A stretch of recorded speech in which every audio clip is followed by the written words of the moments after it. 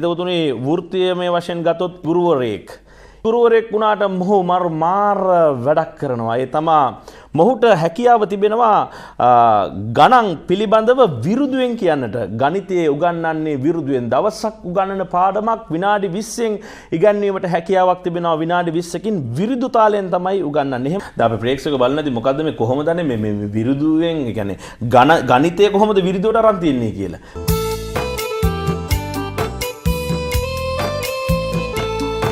පාද තුනයි තියෙන්නේ ත්‍රිකෝණයයි කියන්නේ පාද හතර තියෙන්නේ චතුරස්‍රය කියන්නේ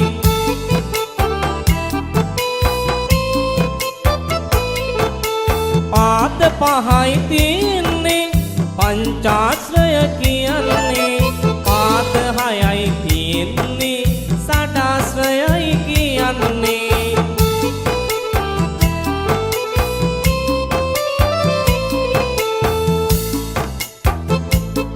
සංගුණකද සමාන වී ධන ලෙස පවතිනම් සමීකරණ දෙක අරගෙන අඩු කරලා